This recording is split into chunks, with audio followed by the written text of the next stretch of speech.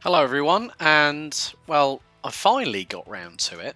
Yes, it is a case of deciding that, I don't really want to hear. I'm just sort of trialing with this at the moment. So I have got people wondering what you all want to talk about.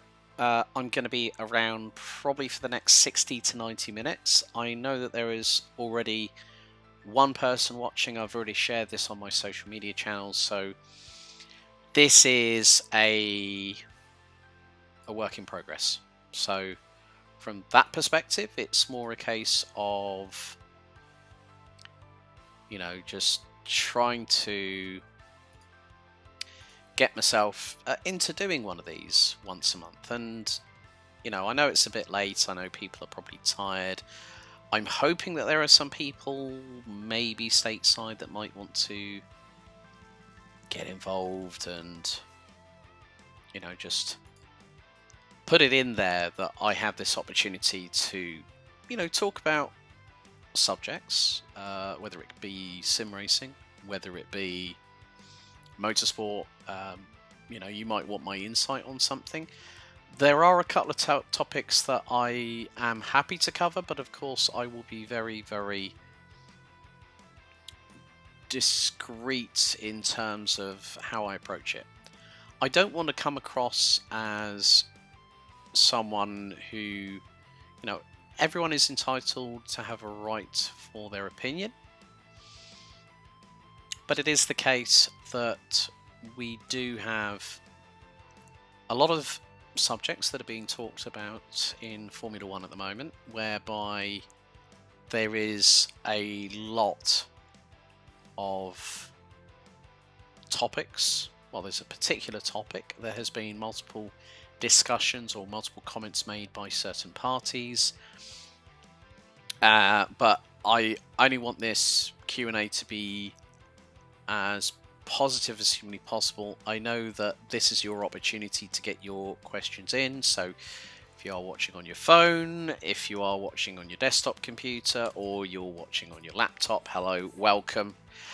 And yeah, firstly, I really want to talk about Commentator's Corner. We've got some great guests coming up on the show. And for those that have been keeping an eye, of course, we have hit 50 episodes so far. Big thank you to all my guests so far, especially my guest on episode number 50, Lara Luft. So, vielen lieben Dank, Lara. Schön, dass du da bist. So for me, it's more a case of I want to hear from you. I'm going to try and do these when I can. Of course, it is going to be, this was very much last minute from my perspective. So if you decide you want to throw a question in, the chat is open for anyone. I am on currently 127 subscribers at the moment. I can tell you some of the analytics that the channel has had so far, and 2,500 views, 47.4 watch hours. So yeah, from this, I'm really, really enjoying the amount of time that people are taking to have a look at the YouTube channel. There is quite a lot when you think about the amount of work that goes into content, and by no stretch of the imagination is anything easy. Nothing is ever easy, but the wonders of modern technology do give us this chance to really showcase who we are more than anything. And at the minute, I've had the thing is, in total there's been over 2,300 views on the shorts. We've also had 224 public watch hours over the last year, the last 365 days, but of course 2024 is a leap year, so for those that celebrated their birthday on the 29th of February, props to you. You're another year older, so to speak. But I wanted to really kickstart this Q&A with a bit of an insight. Now, this weekend at the Jeddah Grand Prix, the Saudi Arabian Grand Prix in Jeddah, we had a sudden development that Carlos Sainz was taken into hospital, diagnosed with appendicitis, and had his appendix removed. Thereby, it gave the opportunity to 18-year-old reserve driver, who's currently running with Prima Power Team in Formula 2, Ollie Bearman, fellow Essex boy, originally from Chelmsford, now part of the Ferrari Driver Academy, had secured pole for the feature race for F2 this weekend. But, of course, with Carlos having to be sidelined, and credit to Carlos, he came back into the paddock not that long after having his appendix out. And that just goes to show the guile, the intestinal fortitude of any Formula 1 driver. But I still remember commentating on Ollie when he was a bit of a pipsqueak. And to see him qualify 11th, be 37 thousandths of a second from dumping Lewis Hamilton out of Q2 yesterday, and then to do some great overtakes, and youngest ever Ferrari driver, youngest ever British Ferrari driver to be given the call, and gets points, gets P7.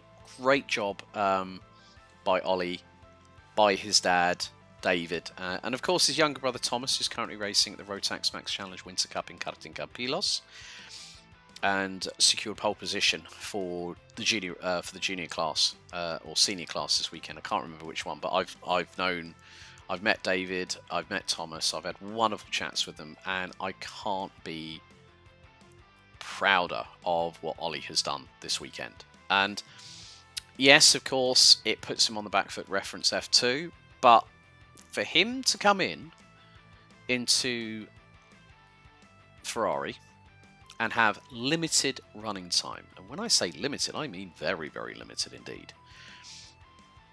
So it is an opportunity for Ollie to showcase his skills, and he gallantly did that. He had some great battles over the course of the race itself in the Jeddah Corniche circuit.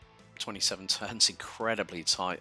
Yeah, of course there were a few moments. I mean, Lance Stroll hitting the barriers. I'm going to be quite completely honest. I mean, Lance, forget the fact that his father is the owner of the team,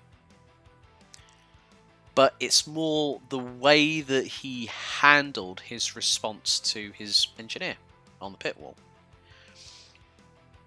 and was very, very blasé when his engineer said, "Can you get it back?" No, and dropped an F-bomb and said, "Well, I've hit the wall." I think realistically, if Fernando's doing what Fernando does, you know, the guy, he's like got the fountain of youth on his side. He's in his early 40s, and he's still at the top of his game. And I really, really can't say about Fernando enough. I've got so much praise for the guy because he's, his career has been very varied. I mean, I still remember the days when he was running in Minardi with Paul Stoddard, and then became a two-time Formula 1 world champion in 2006, 2007 with Renault at the time, and then went to 2007. We know what happened there. That's past tense. That's been covered in a multitude of videos by mainstream media. Then moved back to Renault.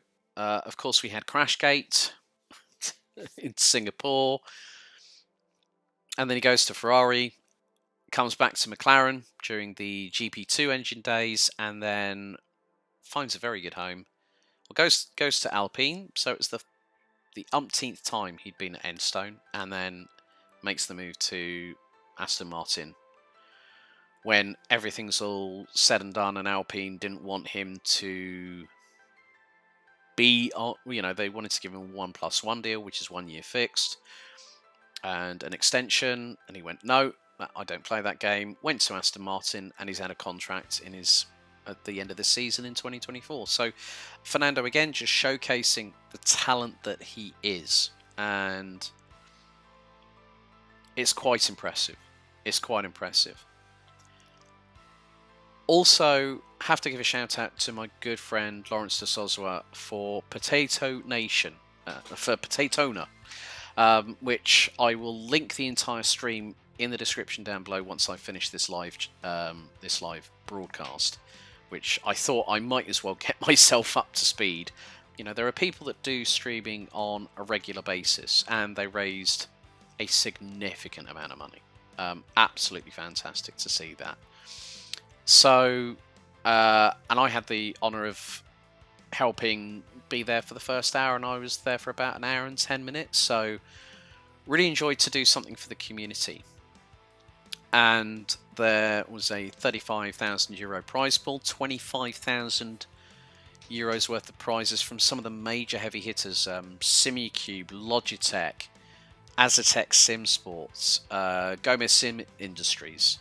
And it was a 10-hour enduro. We had like the best part of nearly 60 cars on the grid, covering GTPs and GT3s and a whole host of IRL talent, including Alex Dunn, who's running with MP Motorsport in FIAF3 this year. Tony Kanan not only decided, I'm going to get involved, but I'm also going to race. Danny Juicer, my good friend from the ADAC Sim Racing Expo. It's really good that when you look at the wider span of the sim racing community, you can't sort of like say, well, it's, you know, it's giving money to real life racers. Yeah, that's the whole point. Excuse me, sorry, I'm just trying to change a couple of the screens here so I don't get any glare off of them at the minute. So from that perspective, it's more a case of paying it forward, and it means so much for people to take time out of their day.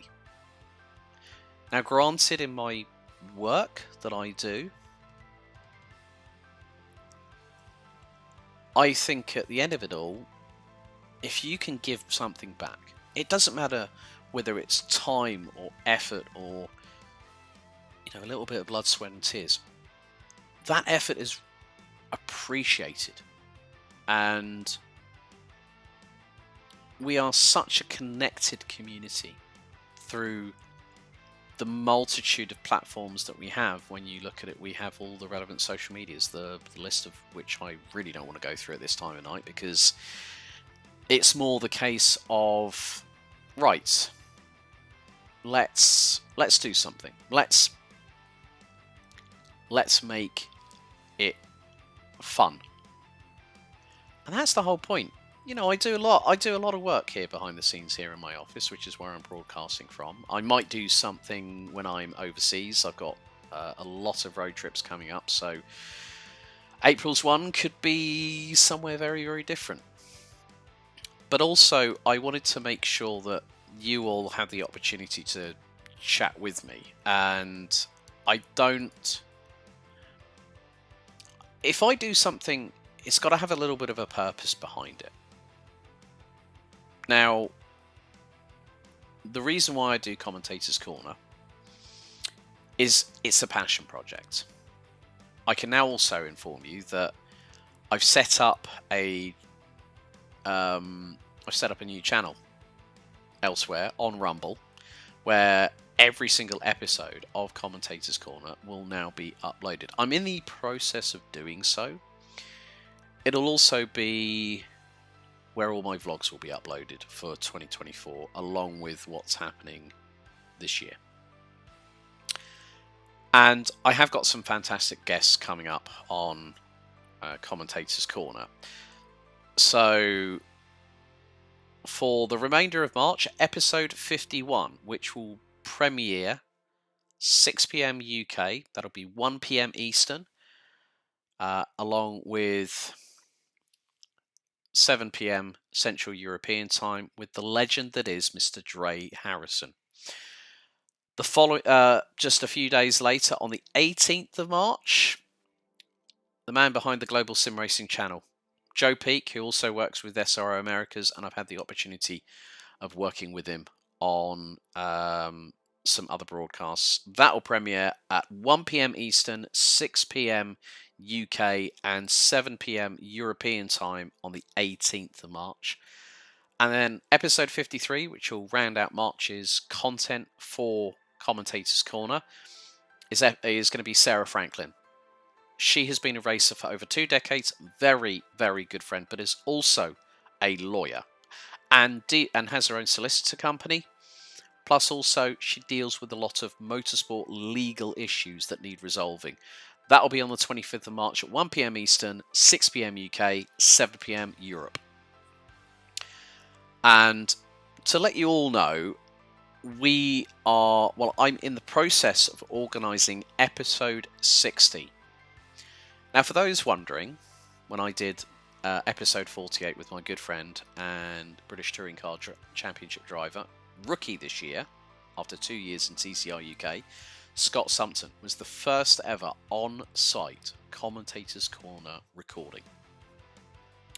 So, Commentator's Corner will be truly mobile. There are episodes that I am planning, and hopefully in due course, the format will be, I will be speaking to a lot of people on site. And that's what I really want Commentator's Corner to be, is that we have a combination of people that aren't, they're a long way away from me, like say in the United States or in Asia or Australasia. It is about juggling time zones. But I want to thank every single one of you that has watched or listened to Commentator's Corner. It really is a big pet project of mine, to be honest with you. And I have to give a shout out to my good friend for Sim Racing HQ, Hugo. Muito obrigado. It's more a case of where there's a lot of people that wanted me to get this going, and I did it because I wanted to. It was nothing about me. This show is not about me. I am the interviewer. I'm the person that creates it all, who goes through the editing process and the protocol, and it's not just editing the videos, it's making sure that it's available on multiple different audio streams. So if you can't watch it on your phone or your laptop or your desktop computer, you can go to Spotify, you can go to Amazon Music, you can go to Apple Podcasts, and once the refresh happens for Downforce Radio, it'll be part of their regular programming. There is also a discussion between myself and Downforce Radio station manager Jake Sanson, where we are in the process of planning a once a month show. More details to come, but that will come through the Downforce Radio channels. It won't come through me, but I really wanted to start talking about content more than anything, and I see that there are a few more people starting to watch. I think that for me it's more a case of doing something that I enjoy, and there is a lot of content out there. There's a lot people might say it's saturated, but I think if you can give a different aspect, a different slant on a certain situation, whereby you give your own opinion, okay? I'm not in it for views. I'm not in it for analytics. I'm not in it for subscriber count. I'm here to just do it for fun. So I want to get on to now some bits and pieces, whereby for me this will now give you a specific insight onto what I've got coming up in 2024. Now, my schedule is quite significant, if I'm honest with you. And for me, it is, you know, to have... Oh, dearie me, I've got to turn that brightness down on that one. Oh my god, right, okay. So, I'm now going to tell you all what is going on for yours truly over the next few weeks. And this is where I now break some news. So, first things first, next weekend, I will be going to Berchem in the Netherlands to Circuit Park Berchem for the second round of the Chrono Karting Dutch, Rotax and KZ2 Championship. So, I announced on my social media earlier on that I would be there for 6 of the 8 rounds, which I'm really, really excited about. Of course, I can't do the full campaign because other things have been put into place. March 23rd and 24th, I head to the Home of Champions again for the second of many return visits this year. So it's going to be the B&L Karting Series kickoff, 23rd to 24th of March. That will also be live streamed. But there is one announcement that I have been keeping under wraps until now. I'd like to now formally announce that I will be joining the team at Yami Series Benelux for 2024. Cela me fait tout plaisir en tout le cas de figure. So for those wondering, yes, I do speak a little bit of French as well as the German. I have to say a big thank you to Thierry Lepine and Olivier Seb for the opportunity. And I will be heading to Karting de Fagne in Marienburg from the 29th to the 31st of March.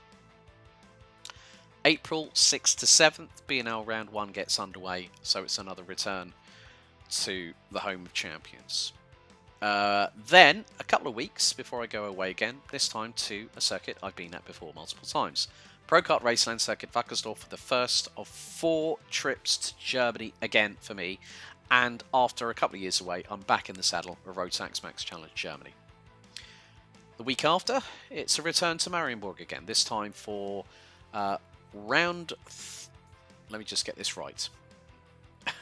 It's going to be round 3 of the Chrono Karting Dutch, Rotax and KZ2 Championship. Round 2 of the 2024 Benefit League that's run between Chrono Karting and the Belgian Max Challenge. And it's also going to be round 2 of the Belgian Max Challenge itself.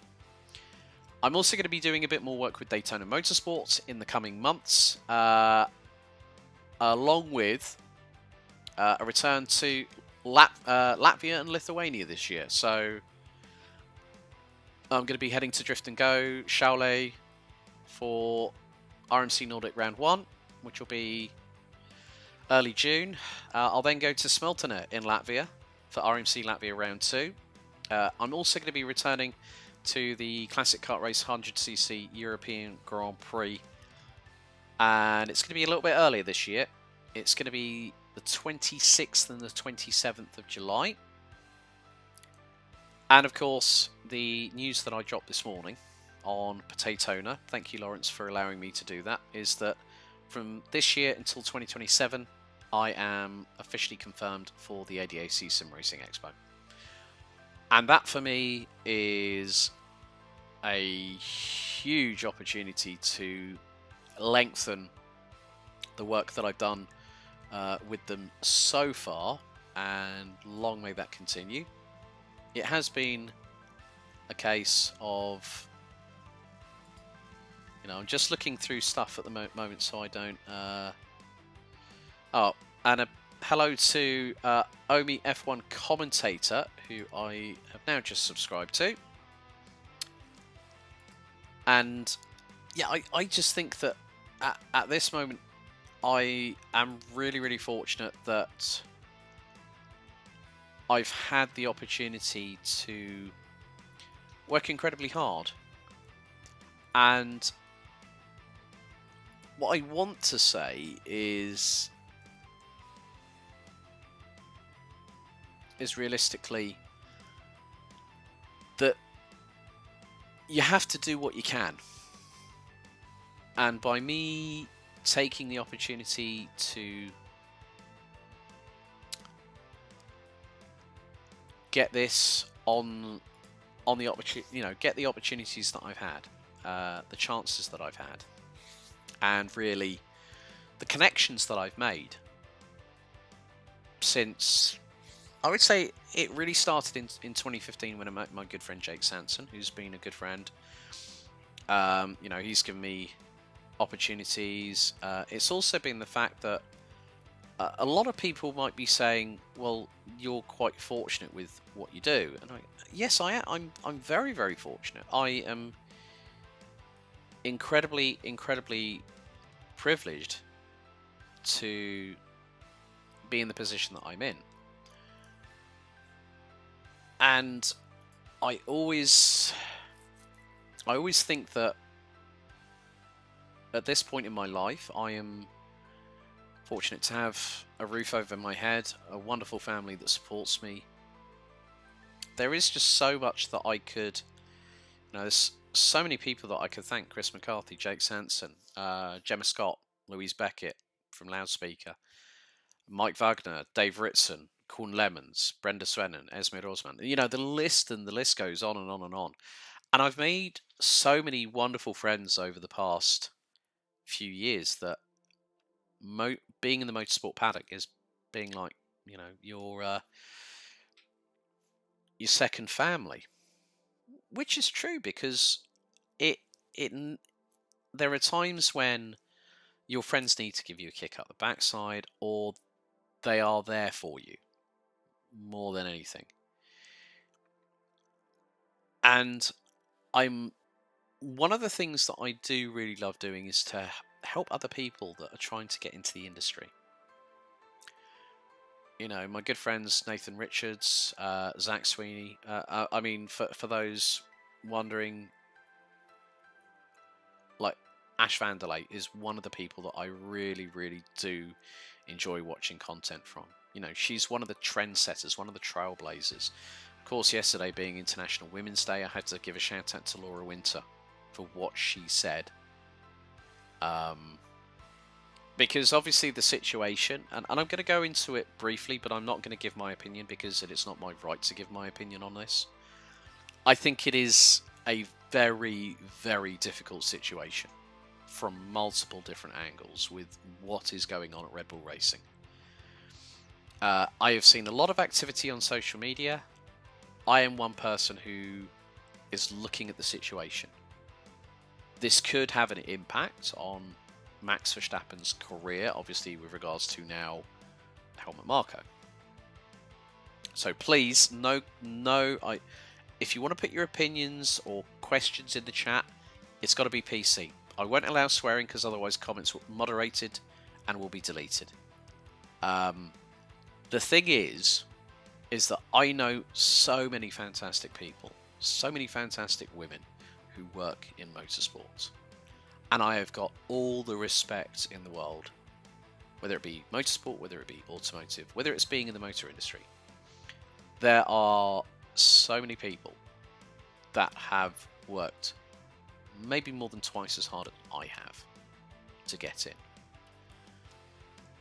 And the good thing about diversity and inclusion is that we have to accept other people for who they are. It doesn't matter about their religious faith. It doesn't matter about their sexual orientation, what their pronouns are. I have always been brought up, and I continue to stand by these values, is to treat people how you would like to be treated. And I have been very much vocal about how there is this sort of toxicity that comes in and really does not help anybody. And sometimes I just scroll through. Now, you might notice by my respective pages on Facebook. Well, let's talk about my Facebook side of things at the moment. Now, for the minute, I do not post anything that is related to any of the content that I do on my personal page anymore. It's mainly so I can keep a check on people, you know. But also, I'm a professional in what I do. And if it is content, then it will be put onto my professional page. I won't do it any other way. And the main reason for that is I am a professional. I will make sure that it's done correctly. Plus also, I don't really want to... No, if there's a professional page, I'll use it. I'm finding so much in terms of LinkedIn these days, which I think is, for a lot of people, is an untapped resource. And it's great to see, you know, the amount of people liking posts that you do. I run a business, and I have to be a professional at all times. If I don't, then that's down to me. That's my fault. That's my bad. But I look past the toxicity. I look past what people who have not worked in respective paddocks or in respective roles. You know, everyone's got an opinion. Don't get me wrong, but you can agree to disagree. You can respectfully, you know, respect their opinion, but you don't necessarily have to agree with it. You can disagree, but have a coherent and diplomatic discussion about it, rather than what I see on social media, which is completely the opposite. And with what is going on at Red Bull, this is not going to stop. It is going to be an ongoing situation. We've heard from Max Verstappen. We've heard from his father, Jos the Boss. We've heard from Christian Horner. We've heard from Red Bull Racing. We've heard about all this other 2 and 8. So I'm not going to go into it. Now, you may have seen... so, for me, it is a case of I have to look at how I conduct myself as a professional, which I know you all will understand and appreciate. And I wanted to be quite open on this topic because within the spec that I've, you know, the goalposts that I've situated. And it is really, really good when you get on with so many people within this industry and you deal with them either on an intermittent basis or on a regular basis if you're working with them. And I just think at the end of the day, just take a few seconds, just a few seconds, to think, look at what you're reading, and make a well-constructed comment. That's me drawing the line under the sand now for social media and obviously what's been going on in Formula 1. Sim racing, well, what can I say about that? Of course, I've dropped the, you know, I've dropped it live on here about being part of the Sim Racing Expo until 2027, which I'm really, really excited about. But I have also now started doing a lot of broadcasts for JP Broadcasting, run by James Parfitt. Now, for me, this also gives me an opportunity to continue to refine my craft. And from a commentator's perspective, you cannot prepare enough. So, I mean, I'm going to wrap this up very shortly, actually, because I've been going for about 35 minutes and I've had no questions. But what I'd like for you all to do is that if you haven't followed me on social media, links are in the description down below, but also comment on this video. Please comment on this video and ask me sensible questions, constructive questions that I can give you a really good answer to, and I will approach those in April's Q&A. From my perspective as a commentator, you really have to look at, you know, where do you want to be? What's your goal? What's your modus operandi? What do you want to achieve in this sport? For me, you know, karting is part and parcel of who I am. Let's be completely honest. And what I'd like to say is that I'm going to keep working. I've got 34 weekends this year, 3 of which have already gone. Last year was the busiest season I've ever had. You know, 7 weekends where I did absolutely nothing. Now, for those wondering, those 34 race weekends, they're on site. So there is going to be a lot of travel. I covered over 35,000 miles last year. And people say, well, you go to all these wonderful places, Alex. You go to all these wonderful bits and pieces. And, you know, do you ever get the opportunity to look around and see what's what? I mean, going around the old town centre at Vilnius, seeing the, you know, with my good friends, you know, the Tankevicius family, with Martinas and his wife. Still can't remember how to pronounce her first name, to be honest with you. But, you know, we went out, we met up, we had breakfast, we then had a wonderful stroll, and I was shown a, you know, the university, which has been around for well over 400 years. You know, a real slice of Lithuanian culture and history. I really like going to new cultures and understanding them. And I think the biggest eye-opener for me, which I detailed in quite a lot of what I had to say at Bahrain International Airport on my way back from Doha from MENA, Karting Championship Nations Cup, where we had, I mean, I have to give a shout out to my good friend Ahmad Demous from Jordan, who was the Arabian MC that I worked alongside. Great guy, absolutely wonderful guy.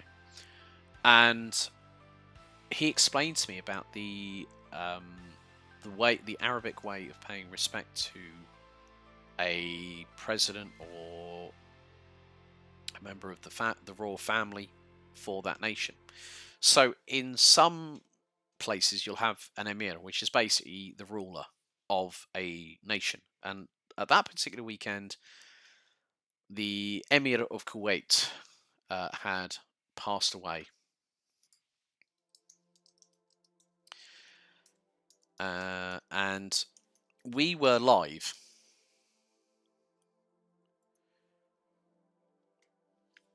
And it was Sheikh Nawaf Al-Ahmad Al-Jabbar Al-Sabah Nawaf, who passed away on the 16th of December 2023, aged 86. So the way that the Arabic nations pay their respects is that there are no, if there's a national day coming up, if there's any requirement for the respective national anthems of nations within the GCC to be played, they are not played. No fireworks display.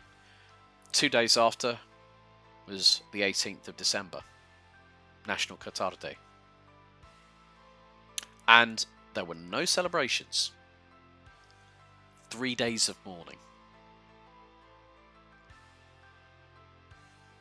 And it really put it into perspective.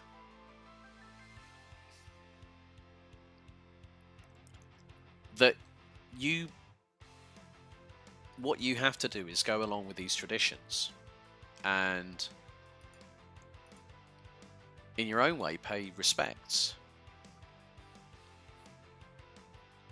And when my eyes were opened,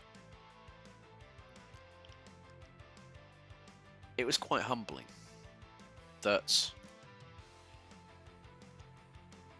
you know, like say Queen Elizabeth II, when she passed away, the outpouring of grief, the respects paid. I mean, I still remember David Beckham queuing up like everybody else to pay his respects to Her Royal Highness Queen Elizabeth II. Did not jump the queues. And one of the biggest take-homes from that was when I was driving back from meeting up with a few of my friends, such as Liam, Roger Fagali, Alex Fagali, Roger Fagali Jr., and all the team over there. I drove back from that hotel, so I was right over the other side of Qatar. Drove back, and on the main highway, there was a slip road. Oh, Kieran McGinley. Good. First question of the night, and it's only taken, what? Over 40 minutes? Yeah, Kieran, I did cover it in the video earlier on in this Q&A, but you know what? For your benefit, it's quite a good thing to see.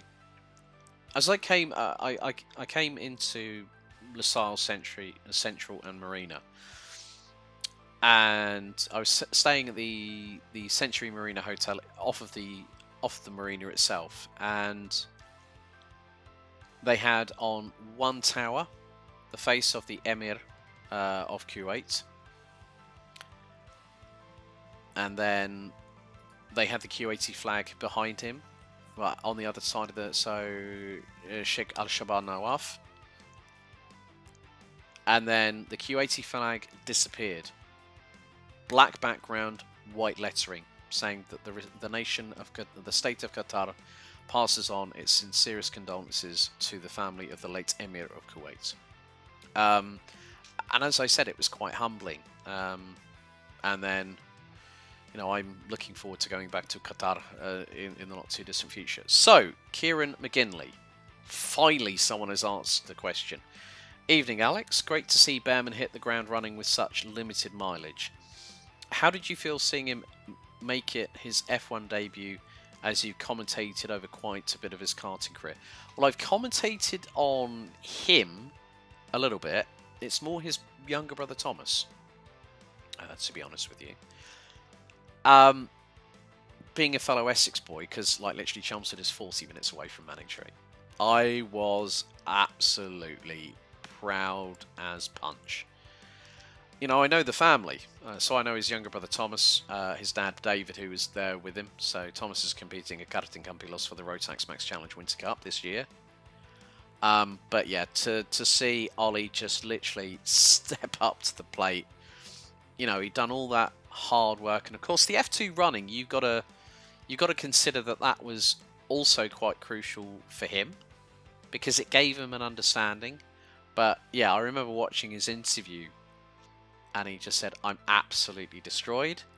But to get P7 on his debut with, of all the teams, Scuderia Ferrari, that just, I actually had a tear in my eye, mate. I really, really did. It was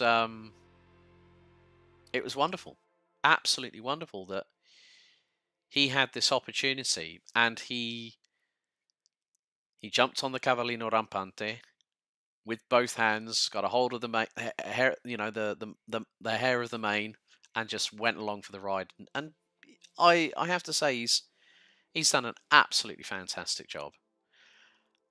Will that mean he gets a Formula One seat next year?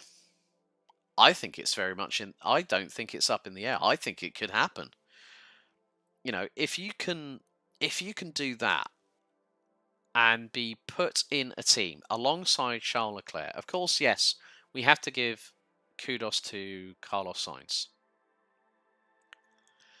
And I'll get on to your next question in just a second.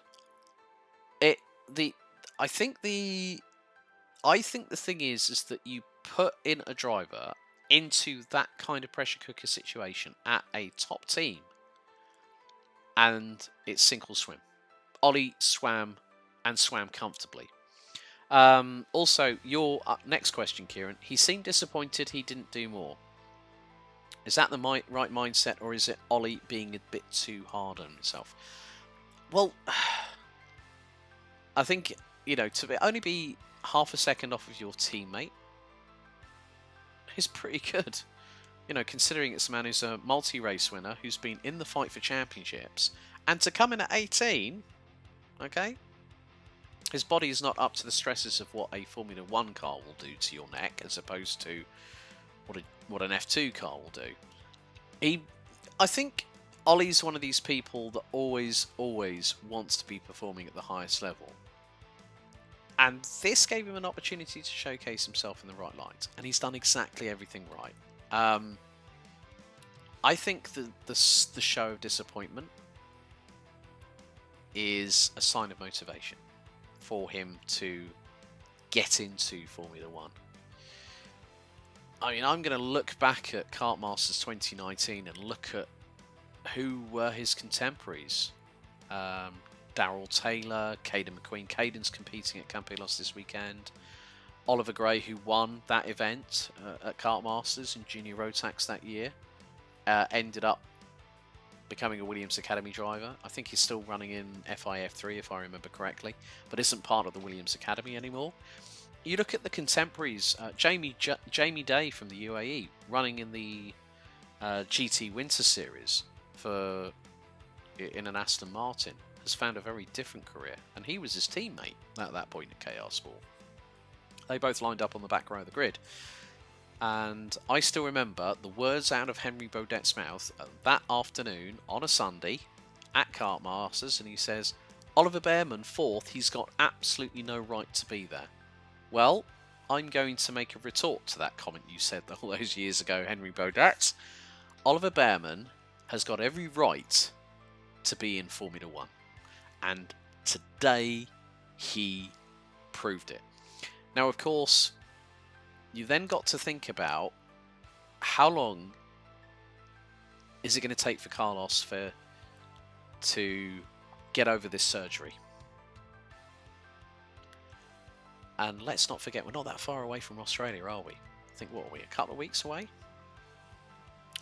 So, is there a possibility that Ollie ends up in the seat again? Could happen. It just depends on Carlos. That's the biggest and most crucial point that we've got to look at here. This is Carlos's last year at Ferrari.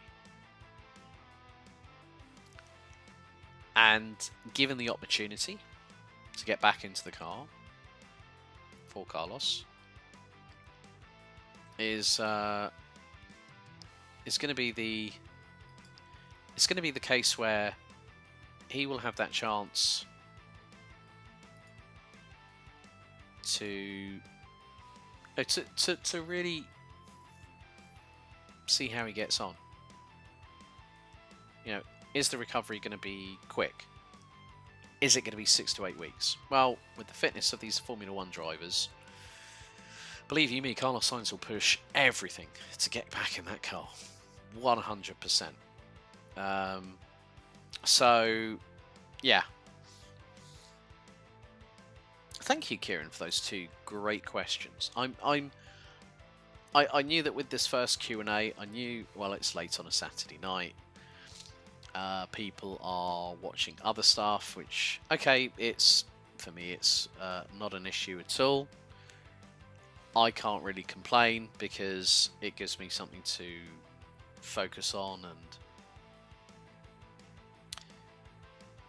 and just enjoy, So, I think really, on that bombshell, thank you so much to Mr. McGinley. You are a legend. The only person to put comments, or some really, really good questions in the chat. So, as I said, comment underneath the description down below, and please feel free to send in your questions where I will answer them live on the next Q&A. I will keep it going. I think probably let's go until 11:30 UK time, or if you're in continental Europe, midnight. So already it's the 11th or 10th. Sorry. Um. So yeah, it has been the case whereby we need to wait to see what happens with Carlos, because if Carlos doesn't make it for Australia, Ollie's back in. Then he's got a second chance to prove himself at a more technical and more difficult track. Well, just as much as a difficult track as the Jeddah Corniche circuit. Um, well, one more a question for me. What are your upcoming commentaries that you are most looking forward to? Nice one, Kieran. Thanks, buddy. Sim Racing Expo later on this year. I'm also looking forward to, like I said, hopefully going back to Qatar. Looks like I'm going to be back for the MENA Karting Championship Nations Cup, but I will confirm that on my social media in due course. That'll be late December this year. I think the karting is something I always look forward to. Also being able to do the sim racing commentary as well. And for me, I'm going to be taking on a couple of series with JP Broadcasting, which I'm really looking forward to. I'm probably going to end up as lead commentator for all of them. And I think it's just like commentary is, in many respects, something that you enjoy as well, Kieran. I need to WhatsApp you actually tomorrow when I get the opportunity. But it's more the case of enjoying what you do, because as they say, if you love what you're doing, you never work a day in your life. That's very, very true. But of course, then, because it's normally weekend work, it's missing out on birthdays, christenings, funerals, weddings. I've already missed one birthday this year, and that was my niece's 18th. So I was a bit bummed that I couldn't buy her first drink as an 18-year-old in a pub. Yeah, I think the new opportunity with the Yama Series Benelux, I'm really, really looking forward to. Because it's a new team that I'll be working with in terms of the type of karting, and then learning about engines, learning about the different classes. Which I think, if you don't get challenged in this business, how are you going to evolve? How are you going to adapt? How are you going to improve what you do as a commentator? And that for me is quite important. I always like a challenge. I always think that if you don't challenge yourself, literally, I've been looking at my calendar. I've probably got 3 road trips this year in my car going over to continental Europe, which isn't a bad thing. So, yeah, I don't mind. There being a bit of regularity. I'm still doing the B&L karting series this year, but of course, there's always an opportunity for people to move forward and to want to want to up their profile. And that's very important to a commentator. There is one thing I did want to sort of talk about, really, that I have to be completely honest about, and I'm not throwing anybody under any bus of any description, whether it be single decker, double decker, open top, I don't care. It's more the case of the amount of people that messaged me or got in touch or spoke to me face to face about whether I was going to be the voice of the Euro Trophy for 2024 with WSK, the new promoter. And I said, I don't know. I've had no contact. I've not contacted them. I've had other opportunities, some of which I'm still in the process of discussing at the moment, so there may be a further development on my social media in due course. But for me, WSK have Ian Silvestrian as their commentator, and when I found out by the email from BRP Rotax's strategic marketing division and this was on the Thursday of the final round of 2023 at Paul Fletcher International. I was just like, okay. So Camp Company is moving away from doing the Euro Trophy. WSK Promotion SRL are taking it over. And I knew of Ian. I've never met him before. He does all the WSK events, from all their karting to Italian F4, Euro 4. For me, it is the end of an era. It's an end of a chapter. And a lot of people do miss me in that paddock. But let me just put a little bit of something positive to think about. When one door closes and a chapter is written, several more come out to play. And that's exactly what I've had for 2024. I am going to be very, very busy this year. I am looking forward to every single second where I'm behind the microphone. And that to me is incredibly, incredibly important. I cannot rest on my laurels. I cannot sit idly by and watch while someone else has taken my place in a championship that I have done for 6 years. I have got nothing but respect for WSK for taking it on, and I just want to say to everyone at the team at WSK Promotion SRL, all the very best of luck with the first live stream tomorrow. The thing is, I am not one to wish bad on anybody. That's not how I am. I mean, like, if someone's being an idiot, I'll tell them to their face, and I'll use words to enunciate that. But I can only wish them all the very best, because they're now picking up the mantle of what Camp Company, Mike Wagner, and everybody, including myself, what we did for 6 years. And I will be forever grateful for that opportunity. So for me, to now say, well, you know, I faced the final curtain. I did it on home soil. I did it on home soil at Paul Fletcher International, the home of British karting. And to me, you can't get better than that when it's international karting, that you do your final event as a commentator for that championship as the man behind the microphone, and you go, well, that was fun, let's see what's around the next apex. It just goes to show that you could be absolutely narky about it. You could be. But there's no point.